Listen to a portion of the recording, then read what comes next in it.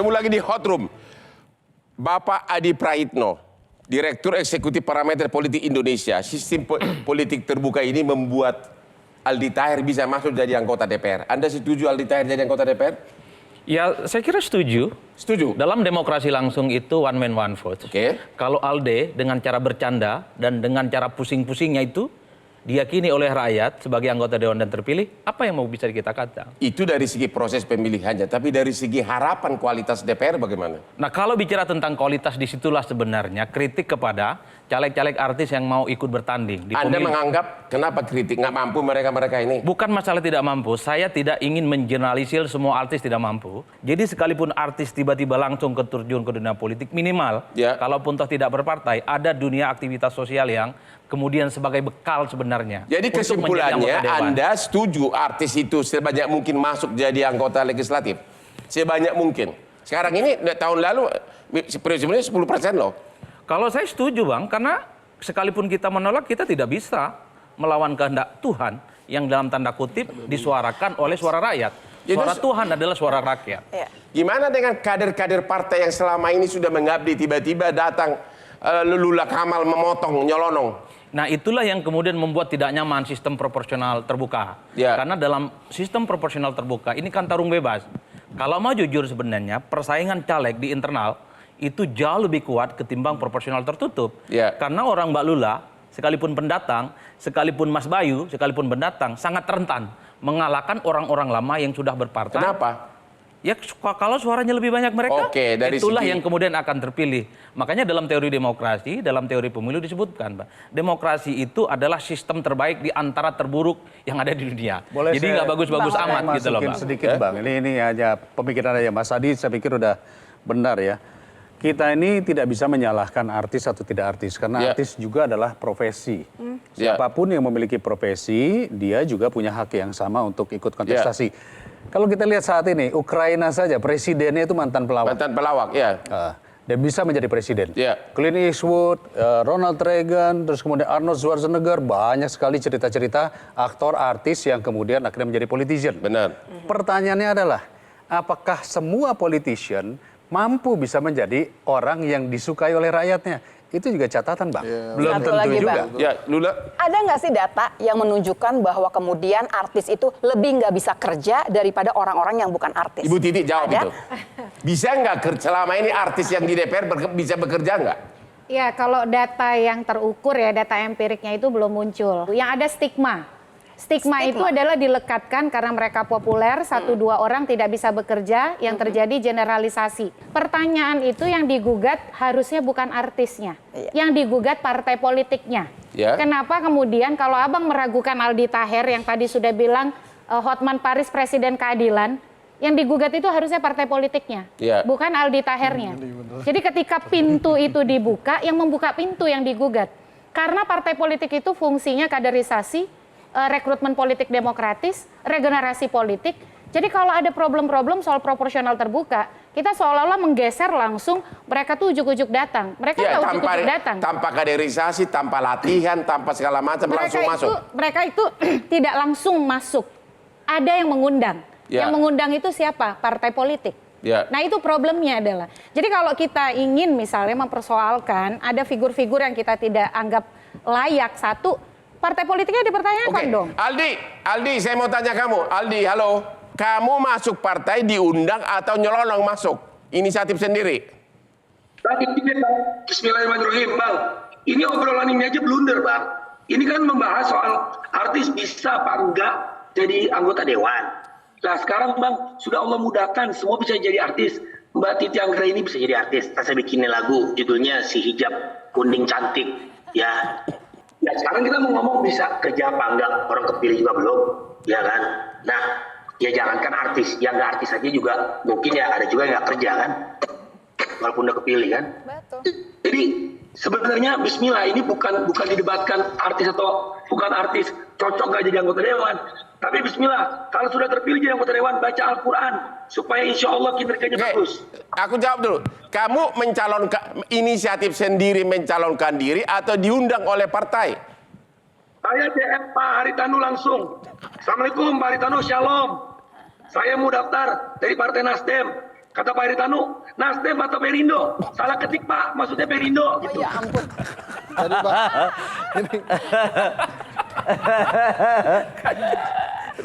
Gimana Pak Hendri? Jadi insya Allah Bang Deddy Yusuf terpilih. Insya Allah Mbak Lula Gamal terpilih. Jadi, insya Allah Bang. Jadi biar penonton Indonesia tahu, waktu kau daftar untuk Perindo, kau WA ke pimpinan Perindo agar masuk jadi anggota Nasdem gitu. Iya. Waktu daftar. Saya cinta semua partai. Saya cinta PDIP, saya cinta Nasdem, saya cinta Golkar, cinta P3, Demokrat, saya cinta Gerindra, saya cinta Dewi Persik. Tapi kan kode Allahnya rezeki jodoh maut, Masya Allah. Nah rezekinya mungkin saya ke Perindo, Bismillah. Siap.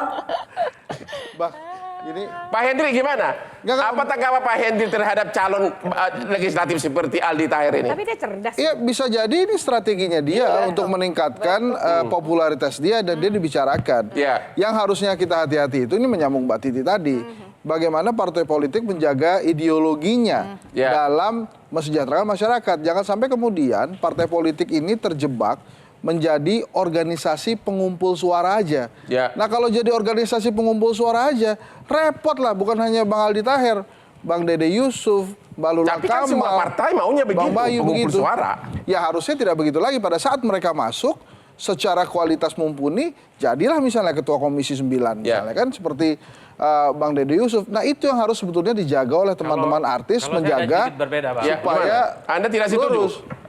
Saya tidak sepenuhnya menyalahkan partai politik di negara ini. Ya. Karena begitu banyak partai, maka pola pikirnya adalah untung dan rugi, mencari siapapun yang akan memungkinkan menambah kursi dan memenangkan Itu pertarungan. itu suatu di seluruh dunia Ya, begitu. makanya itu jadi Betul, organisasi makanya pengumpul untuk suara menjadi itu anggota tadi. partai, makanya untuk menjadi anggota partai tidak terlampau selektif, tidak perlu kaderisasi.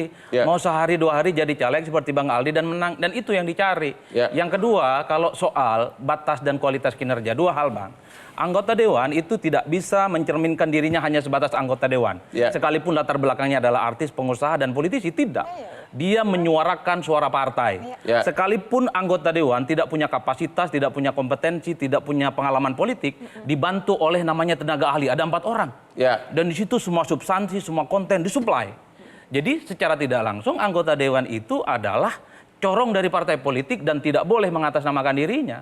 Semua statement, semua pernyataan, dan semua sikap politiknya, termasuk soal kesejahteraan ekonomi, itu berdasarkan atas partai, bukan atas nama pribadinya. Tapi minimal kan publik berharap, kalaupun toh anggota dewan dari artis ini, dia juga mengorkestrasikan kepentingan partai, minimal rapat-rapat komisi, dia menunjukkan sikapnya sebagai personal. Background artis ternyata juga bisa speak up. Apakah, ini pertanyaan nih, apakah sifat seperti Aldi Taher ini perlu dicontoh, tidak munafik?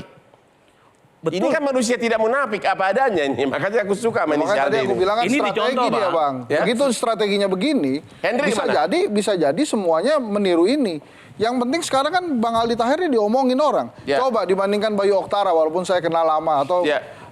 Mbak Lula Gamal, pasti orang-orang lebih membicarakan Aldi Taher. Kalau kemudian dalam hatinya dari tadi kan bicara tentang mendaftar, bingung dan lain-lain, itu yang ngetopnya dia Oke, seperti itu. Bayu Oktara, Ya. reputasi Anda bisa dikalahkan oleh Aldi Taher. Gimana komentar Anda? Kalau misalnya memang Aldi Taher yang terpilih dan itu suara rakyat, saya rasa nggak masalah. Karena Lu nggak contoh kayak dia main gitar atau bercanda-canda, berlawak gitu? masing-masing kan punya pesonanya sendiri-sendiri, Bang. Begitu.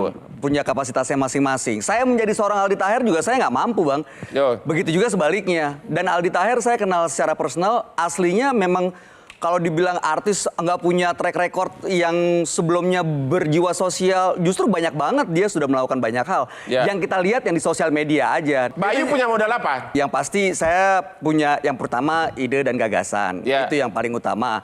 Sekian lama di dunia radio, biasa mendengarkan cerita-cerita pendengar, ini memberikan banyak kegatelan, kegelisahan, dan itu jadi semangat buat saya. Kalau disampaikan modal apa yang saya lakukan aja sekarang, ya berarti kalau sebelumnya saya menemui pendengar itu di udara, sekarang saya ketemu langsung dengan masyarakat. Anda melihat, Anda kan mau jadi calon DPRD Jakarta. Anda DPRD Jakarta menurut Anda baik atau hancur? DPRD DKI Jakarta Iya. saat ini Iya. masih ada room for improvement, artinya masih banyak ruang yang bisa diperbaiki karena terbukti. Oke, Lula. Lula, lu punya modal apa? Kok sok ngejago masuk jadi caleg DPR? Lu punya apa lo? Dokter Lula Bang ditanya modal. Kenapa langsung ke DPR? Kenapa nggak DPRD dulu? Kenapa harus ke DPRD dulu? Ya makanya kenapa? Lu bisa apa gitu loh? Karena gagasannya lebih besar, Bang. Karena gagasannya buat Indonesia, walaupun mulainya dari Jakarta. Ya. Dan modalnya apa? Hampir 30 tahun ngurusin kesehatan masyarakat. Itu modal pertama. Dan kemudian lebih tahu ke dalam. Iya, karena memang langsung ke dalam. Memang awalnya dari sana. Oke, jadi mudah-mudahan Anda kalau lolos ditempatkan sesuai dengan keahlian saudara. Iya. Oke? Iya. Yakin itu?